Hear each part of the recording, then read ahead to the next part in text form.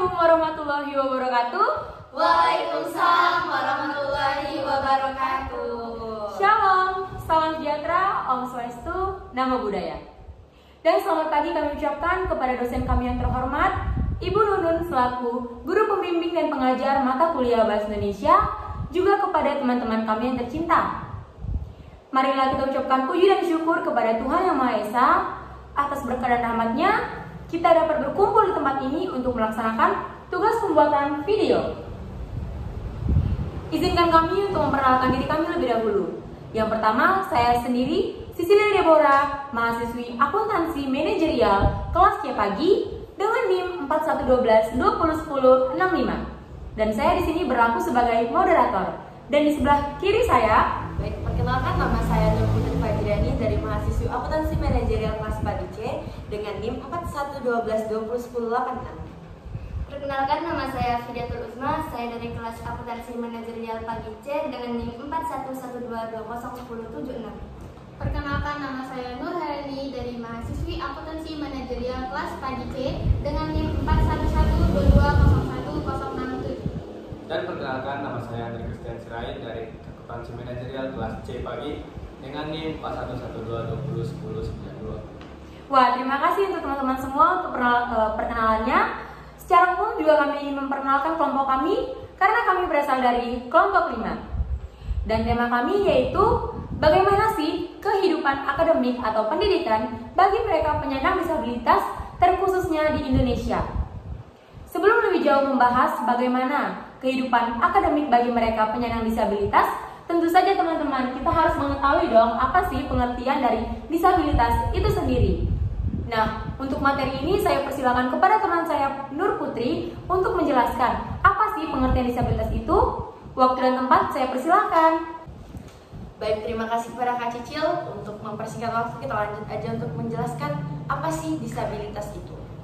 Penyandang disabilitas adalah setiap orang yang mengalami keterbatasan dari fisik, mental, intelektual secara dalam waktu jangka cukup panjang ataupun bisa sampai berkelanjutan nih. Terus juga penyandang disabilitas ini seseorang yang pada umumnya tuh mereka tuh tidak bisa untuk berinteraksi sebagaimana masyarakat normalnya, sebagaimana rekan-rekan normal yang kita lakukan dalam kehidupan sehari-hari. Dan juga penyandang disabilitas ini tidak bisa melakukan secara efektif pembelajaran baik di pendidikan ataupun bersosialisasi kepada masyarakat. Dan disabilitas ini telah diakui oleh undang-undang di tahun 2011 itu di nomor 11.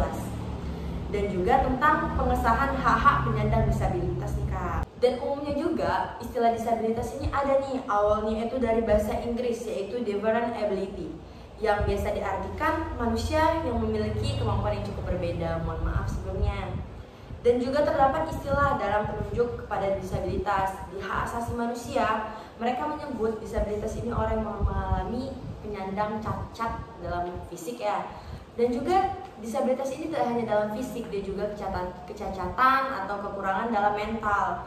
Pada umumnya ada yang sebagian mengalami mental, ada juga yang mengalami fisik, ada juga yang mengalami kedua-duanya. Cukup memprihatinkan bukan? Dan juga telah diakui oleh banyak nih rekan-rekan yang mengaku dari PBB, dari undang-undang, dari hak asasi manusia. Banyak yang mengungkapkan, yang sebagian mengatakan disabilitas ini orang cacat, orang yang mungkin ada yang buta tuli, ada yang tidak mendengar. Dan menurut saya disabilitas ini pada umumnya itu yaitu umumnya garis besar itu mereka mempunyai kekurangan dari fisik maupun mental. Mungkin itu aja garis barat umum dari disabilitas. Terima kasih Kak Cicil. Terima kasih untuk penjelasan atau materi dari Kak Putri nih. Tadi dapat saya simpulkan bahwa dari Kak Putri, pengertian disabilitas itu sendiri adalah sebagian besar orang yang memiliki keterbelakangan mental nih teman-teman. Untuk teman-teman apakah ada yang ingin ditambahkan atau menanyakan nih atau juga pro dan kontra mengenai materi dari Kak Putri ini? Mungkin cukup ya. Mungkin cukup untuk teman-teman ya, untuk dari Kak Vidya, Kak Andre. Terima kasih untuk respon teman-teman. Nah, setelah kita mengetahui kan apa sih pengertian disabilitas tadi, nah selanjutnya kita akan lanjut ke materi yang kedua, yaitu bagaimana sih kehidupan mereka penyandang disabilitas di dalam bidang pendidikan atau akademik. Sebelum membahas lebih jauh, saya ingin kasih tahu nih ke teman-teman semua, kalau misalnya pemerintah sudah mengatur dan menetapkan aturan bagi mereka dalam hal pendidikannya. Mereka di sini yaitu penyandang disabilitas ya. Ada nggak sih teman-teman yang tahu di mana aturan tersebut? Mungkin di Undang-Undang tahun 2016, lebih tepatnya pasal 11. Terima kasih untuk Kak Andre yang sudah menjelaskan. Kata Kak Andre di pasal 11 tahun 2016. Ya benar, tapi untuk secara spesifik mereka ini sangat diatur dalam pasal 8 tahun 2016 ya. Tapi memang yang dikatakan Kak Andre memang sudah benar. Terima kasih untuk pendapat Kak Andre. Nah, dengan adanya peraturan tersebut, kita sebagai negara Indonesia, yaitu negara yang menjunjung tinggi undang-undang juga Pancasila, pastinya menaati dong aturan yang sudah ada. Dengan adanya aturan tersebut, dampaknya atau imbasnya pastinya kehidupan mereka sudah normal atau mereka berhak mendapatkan pendidikan tersebut. Namun nyatanya teman-teman, mereka itu belum mendapatkan. Kenapa saya bilang belum mendapatkan? Karena dilansir dari banyak informasi yang terpercaya, mereka ini masih juga rentan dalam perilaku diskriminasi, khususnya dalam bidang pendidikan. Dari informasi yang saya dapatkan, yang pertama dari Badan Ekonomi Nasional yang melakukan survei, di mana teman-teman sebanyak 56% anak penyandang disabilitas yang lulus sekolah dasar itu cuma berjumlah 56%. Atau kalau kita buat perbandingan 3 dari 10 anak loh, sangat jauh bukan? Tidak hanya Susensas yang melakukan survei teman-teman, tapi ada juga Badan Statistik Pendidikan tahun 2018 juga melakukan survei, di mana mereka ini mendapatkan hasil bahwa persentase mereka ini cuma 5% loh teman-teman yang sekolah dasar atau yang melakukan sekolah dasar. Bahkan teman-teman tahu nggak sih, ada 23,91% anak disabilitas di Indonesia yang belum mengecam sekolah dasar, yang belum mendapatkan hak pendidikan mereka. Berarti dapat kita simpulkan nih teman-teman, bahwa kehidupan mereka ini belum layak dalam hal pendidikan untuk para penyandang disabilitas. Nah, suatu hal pastinya ada penyebab atau faktor mengapa terjadi suatu hal tersebut. Faktor tersebut adalah rendahnya minat atau keinginan mereka untuk melanjutkan pendidikan dan mendapatkan hak pendidikan. Di sini saya menyimpulkan bahwa teman-teman ada 2 faktor nih untuk kenapa rendah sekali minat untuk mereka mendapatkan pendidikan. Yang pertama tentunya faktor internal. Teman-teman tahu dong apa faktor internal? Faktor internal sendiri itu adalah faktor yang berasal dari dalam. Nah, saya menyimpulkan faktor yang paling penting dan faktor yang berasal dari dalam ini yaitu yang pertama keluarga. Yang pertama dalam hal keluarga yaitu pandangan keluarga mengenai anak disabilitas. Banyak sekali teman-teman keluarga disabilitas ini yang memandang anak mereka ini memang sudah terlahir memiliki kemampuan luar biasa. Jadi mereka tidak perlu menyekolahkan, bahkan mereka mengurung anak mereka di rumah dengan alasan mereka tidak mau anak mereka ini mengganggu kehidupan akademik atau pendidikan anak-anak yang bersekolah di sekolah normal. Sangat disayangkan bukan? Yang kedua, yaitu keadaan ekonomi. Teman-teman pasti tahu, kita tidak selamanya hidup atau lahir dari keluarga yang ekonomi menengah atau bawah. Kita semua berada di ekonomi yang kita tidak tahu. Dan sama seperti anak disabilitas ini dong, mereka tidak selamanya berasal dari keluarga yang menengah ke atas. Ada juga yang dari ekonomi menengah ke bawah. Teman-teman pasti merasakan dong, kalau misalnya biaya untuk anak SLB ini cukup beda, tidak sama seperti kita yang normal. Mereka harus memiliki psikolog dan lain-lainnya dalam sekolah luar biasa tadi. Nah, tentu saja ekonomi tadi itu adalah suatu hal atau penyebab sehingga mereka tidak dapat membiayai atau melanjutkan pendidikan anak mereka, teman-teman. Nah, selain faktor internal, saya juga dapat menyimpulkan ada faktor eksternal. Kalau internal dari dalam, eksternal pastinya dari mana, teman-teman? Dari luar dong. Nah, saya simpulkan faktor eksternal ini bertumpu kepada pemerintah. Memang pemerintah kita Indonesia sudah memiliki kerja keras untuk mereka disabilitas, terbukti dalam adanya peraturan atau undang-undang yang diatur dalam Undang-Undang Nomor 8 Tahun 2016 tadi. Namun prakteknya belum, teman-teman. Kenapa belum? Seperti yang saya bilang, sudah banyak badan atau sumber terpercaya yang melakukan survei. Bahkan ada perbandingan hanya 3 dari 10 anak-anak loh, teman-teman, penyandang disabilitas yang masih bersekolah. Berarti pemerintah kurang dalam memperhatikan hal ini. Ini dapat dilihat dari yang pertama, kurangnya sekolah untuk mereka penyandang disabilitas. Yang kedua, kurangnya ketersediaan tenaga pengajar. Karena seperti yang kita ketahui, untuk menjadi tenaga pengajar itu bagi mereka disabilitas ini tidak normal ya teman-teman. Maksudnya harus memiliki pendidikan yang lebih tinggi lagi, seperti belajar psikologis anak disabilitas, atau mereka harus memahami bagaimana anak disabilitas, yang pastinya membuat minat seorang guru untuk menjadi guru disabilitas itu kurang kan teman-teman. Saya mau nanya nih sama teman-teman, pasti juga teman-teman gak minat dong menjadi guru disabilitas, karena kan harus memiliki rasa sabar, emosi, empati, ya kan?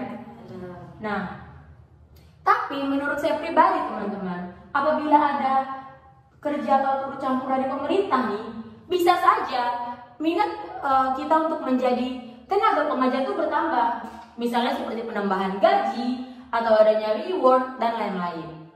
Nah, dapat saya simpulkan ada 2 faktor, yaitu faktor internal dan faktor eksternal yang menyebabkan rendahnya tingkat atau minat bagi mereka penyandang disabilitas untuk melanjutkan pendidikan, sehingga kehidupan mereka belum normal atau belum didapatkan dengan baik.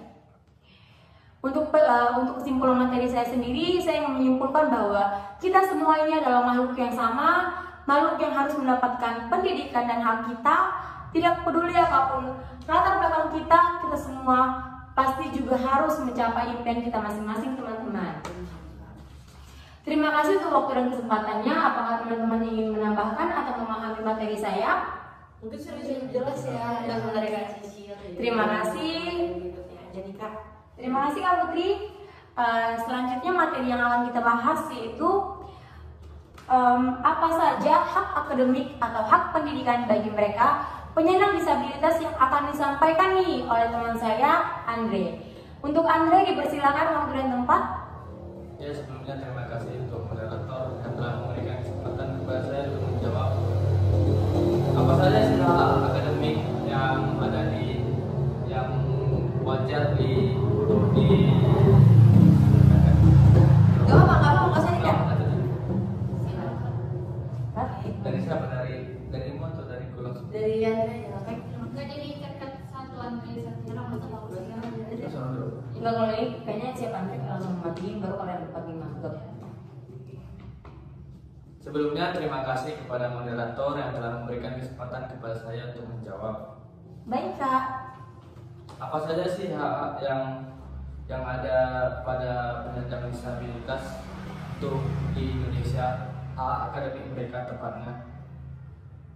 Dalam Undang-Undang Nomor 8 Tahun 2016, pasal yang kelima, penyandang disabilitas memiliki hak seperti hak untuk hidup, hak bebas dari stigma, privasi, keadilan dan perlindungan hukum, pendidikan, pekerjaan, kewirausahaan dan koperasi, kesehatan, politik, keagamaan, keolahragaan, kebudayaan dan pariwisata, kesejahteraan sosial, aksesibilitas, pelayanan publik, perlindungan dari bencana, habilitasi dan rehabilitasi, konsesi, pendataan, hidup secara mandiri dan dilibatkan dalam masyarakat, berekspresi, berkomunikasi dan memperoleh informasi, berpindah tempat dan kewarganegaraan, dan bebas dari tindakan diskriminasi, penelantaran, penyiksaan dan eksploitasi.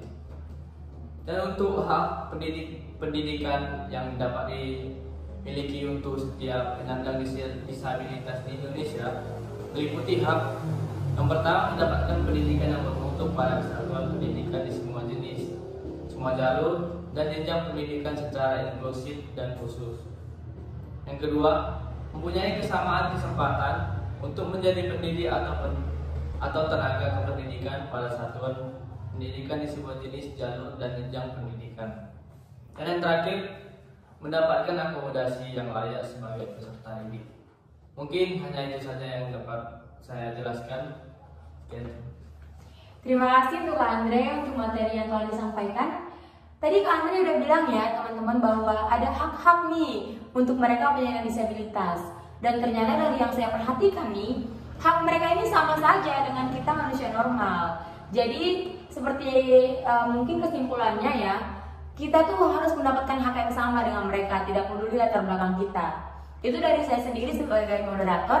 Nah, untuk teman-teman apakah ada tambahan gak sih untuk materi Andre, atau kalian ada gak sih satu tertarik nih dengan hak-hak ini agar kita bahas sama-sama nih teman-teman?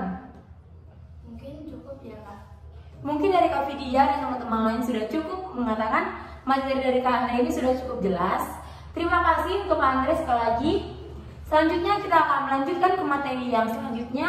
Nah teman-teman, setelah mengetahui hak-hak tadi dan beberapa materi tadi, saya juga pengen tahu nih sekolah-sekolah bagi mereka penyandang disabilitas yang sudah ada di Indonesia. Untuk materi ini saya persilahkan nih kepada Kak Putri. Untuk temparan waktu dipersilahkan Kak Putri. Baik, terima kasih Kak Sisil atas waktunya. Yang saya ketahui sekolah penyandang disabilitas ini atau yang biasa pada umumnya disebut sekolah luar biasa. Itu tuh ada 5 dari tingkatan sekolah luar biasa A, sekolah luar biasa B, sekolah luar biasa C, sekolah luar biasa D, E, dan mungkin F ini belum diterbitkan. Terus di 5 ini kita akan membahas nih poin pertama di SLBA ya, kita singkat saja. SLBA ini merupakan khusus untuk penyandang atau disabilitas yang mengalami gangguan di tunanetra, itu lebih tepatnya di gangguan penglihatan. Jadi mungkin untuk adik-adik, rekan-rekan, teman-teman kita yang mengalami gangguan pada penglihatan, mungkin kekurangan dari sisi penglihatannya dan fisik ya ini Kak, bisa dimasukkan langsung ke sekolah di SLBA. Lanjut tuh ada juga tuh istilah tuh SLB ya Kak. Itu tuh untuk penyandang tunarungu. Itu tuh untuk lebih ke pendengaran. Jadi disabilitas itu banyak macam. Mungkin ada sebagian kawan-kawan kita yang mengalami di sistem pendengaran, bisa kita sekolahkan di sekolah luar biasa di B ini, di paket B, karena dia emang khusus untuk sekolah-sekolah yang mengalami gangguan di pendengaran. Di C juga ini lebih ke sekolah SLBC ini, dia lebih ke mungkin guru-gurunya ini rata-rata psikologis, karena di sekolah ini kita lebih ke mental. Jadi di mental manusia ini kita mengalami perlu disekolahkan, perlu psikologis ya, perlu psikolog. Karena tidak mungkin seorang yang mengalami gangguan di mental bisa menyelesaikan mentalnya sendiri, ini sangat tidak mungkin Kak. Jadi untuk yang mungkin mengganggu mental, atau kita manusia biasanya sudah sering mengalami gangguan mental, apalagi mereka mengalami kebutuhan yang sangat luar biasa. Jadi mungkin untuk teman-teman di SLC ini kita bisa mengontribusikan bahwasanya di SLBC ini, sekolah luar biasa tingkat C ini lebih ke untuk yang penyakit psikis mental kan. Yang keempat itu dia ada SLBD, sekolah luar biasa tingkat D. Ini lebih ke fisik. Kadang ada sebagian disabilitas yang mengalami mungkin kadang suka tarik kelas, lebih ke organ-organ untuk dipergerakan tangan, kaki. Jadi ini lebih untuk ke fisik di bagian organ pergerakan tubuh kita di sekolah luar biasa ini. Dan terakhir yang sudah diresmikan itu ada di sekolah luar biasa E. Di tingkat E ini kita lebih menjelaskan ke tunalaras. Kadang ada sebagian disabilitas yang mohon maaf mereka melakukan gerakan tidak sesuai dengan laras, tidak sesuai dengan hak. Misalnya mau mukul tapi jadinya kaki, atau kayak ya pada kutipannya kita pasti sudah mengerti pada umumnya orang yang tidak mengalami keselarasan dalam pergerakan tubuh. Mungkin itu kalau untuk di E. Kalau di F ini masih menjadi perdebatan dan belum diresmikan. Jadi mungkin untuk sekolah luar biasanya ada 5 tingkatan di A, B, C, D, dan E. Mungkin terima kasih Kak Nisil dan teman-teman yang lain Kak. Terima kasih untuk materi yang disampaikan oleh Kak Putri. Jadi saya sendiri menyimpulkan nih ada 5 tingkatan. Yang A itu tunanetra, yang B tunarunggu, yang C itu untuk mental, yang D untuk fisik, dan yang E untuk tunalaras. Wah, pengetahuan dari Kak Putri ini sangat bermanfaat ya, karena saya pribadi baru tahu nih ada tunalaras. Ternyata mereka juga mempunyai tingkatan dan perbedaan, karena mungkin kita pribadi berpikir semua disabilitas itu disamakan bukan di sekolahnya. Ternyata ada tingkatannya ya teman-teman. Tidak bisa digabungkan. Tidak bisa digabungkan. Terima kasih untuk Kak Putri. Baik, sama-sama. Untuk teman-teman tidak ada pertanyaan? Cukup untuk penjelasan ini. Oke, untuk teman-teman saya mungkin tidak ada pertanyaan karena sudah cukup dengan penjelasan Kak Putri, dan semoga kita berharap ya semoga sekolah disabilitas yang F ini bisa segera diterbitkan teman-teman, agar mereka yang membutuhkan sekolah F ini bisa segera mencapai impian dan karirnya mereka masing-masing. Amin ya. Setelah itu kita akan membahas nih materi selanjutnya, yaitu materi tokoh-tokoh disabilitas di Indonesia. Nah, untuk materi ini saya persilakan kepada Kak Nur Heleni. Tempat dan waktu kami persilakan Kak Nur. Baik, terima kasih kepada Kak Sisi yang sebagai moderator memberi kesempatan untuk saya.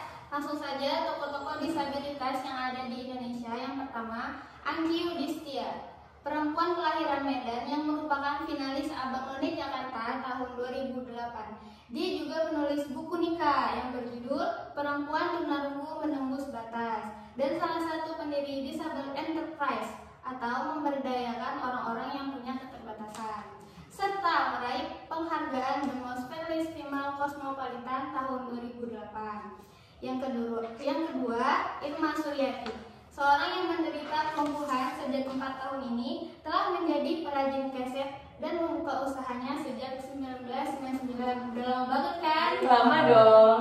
Dia juga peraih penghargaan perempuan berprestasi dari Bupati Kebumen tahun 2008, serta mendapat penghargaan dari Jepang khusus kaum difabel berprestasi. Ya, selanjutnya, wanita kelahiran Surabaya yang telah menderita tunagrahita sejak lahir ini menjadi salah satu pembawa obor di Olimpiade London tahun 2012. Dia juga memperoleh medali emas Special Olympic World di Yunani pada tahun 2011 dalam lomba renang nomor 50 meter gaya dada, dan masuk rekor muri sebagai penyandang disabilitas yang telah membawakan 22 lagu selama 2 jam tanpa henti dengan menggunakan piano. Wah, keren banget kan, 2 jam tanpa henti lagi. Nih, yang terakhir adalah pria berasal dari Jakarta yang telah memiliki kelainan muskular distrofi bernama Habibie Afsyah ini telah menerbitkan e-book panduan sukses dari Amazon. Keren kan? Selain itu dia membuat situs jual beli nih Kak. Properti kayak seperti rumah101.com dan menjadi narasumber pada seminar inspirasi maupun online marketing. Dan yang terakhir, serta menerbitkan buku yang berjudul Kelemahanku Adalah Kekuatanku Untuk Sukses. Wow, jadi orang-orang yang memiliki disabilitas ini bukan berarti dia tidak bisa memberi prestasinya gitu Kak. Jadi ya mungkin itu saja dari saya. Terima kasih loh buat Kak Nur. Ternyata kita semua di sini juga kaget ya. Ternyata mereka juga memiliki kemampuan yang bahkan lebih loh dari kita yang normal ini. Bahkan kita yang normal ini masih malas-malasan ya kan. Dan mungkin ya kita siap ini juga mau baca nih buku dari Kak Angki. Saya juga jadi penasaran dengan bukunya tuh kayak yang dia menulis buku berjudul Perempuan Tunarungu Menembus Batas. Kayaknya harus sudah baca nih teman-teman. Sangat tertarik ya. Terima kasih dong untuk Kak Nur sebelumnya untuk materi yang disampaikan. Jadinya kita tahu nih menambah pengetahuan bahwa ada juga nih tokoh-tokoh disabilitas yang berprestasi dalam bidangnya. Setelah itu kita akan membahas nih perlombaan akademik apa saja sih yang sudah diperoleh atau diselenggarakan untuk penyandang disabilitas. Nah, untuk materi ini saya persilakan kepada teman kami Kak Vidya. Waktu dan tempat saya persilakan Kak Vidya. Terima kasih Kak Sisi sudah memberikan kesempatan untuk saya. Nih, kan ada perlombaan akademik nih Kak. Walaupun mereka punya keterbatasan fisik, mereka juga bisa loh mengikuti lomba-lomba akademik. Yaitu lomba akademiknya ada nih siswi tunadaksa Sekolah Luar Biasa Negeri 1 Bantul Yogyakarta ia mampu meraih gelar juara dalam Olimpiade Sains Nasional. Wah, keren banget ya Kak. Boleh tahu ya? Kita ada manusia yang tidak mempunyai keterbatasan, bahkan tidak mampu loh. Ada yang tidak mampu, ada yang mampu. Tapi ini luar biasa loh, yang punya keterbatasan fisik loh Kak. Iya. Nih ada lagi nih, Rizna, penyandang disabilitas ini selalu menjadi juara kelas hingga akhirnya ia mampu meraih beasiswa di S1 di Brandeis University, tepatnya di Waltham, Amerika Serikat nih Kak. Wow, Keren banget kan Kak. keren dong. Nih ada juga nih siswi kelas 10 di SLB Negeri Citeureup Kota Cimahi ini berhasil meraih penampil terbaik di ajang kreasi dan apresiasi peserta didik berkebutuhan khusus di HDI tahun 2020 nih Kak. Wah, Keren banget keren dong. banget dong. Ada juga nih lomba kreasi bercerita, juara pertama yang diraih oleh Muhammad Adi Putra dari Sekolah Luar Biasa Negeri Boyolali. Keren banget dong, mereka bisa bercerita menjadi juara 1. Keren banget. Keren dong teman-teman. Bener banget Kak.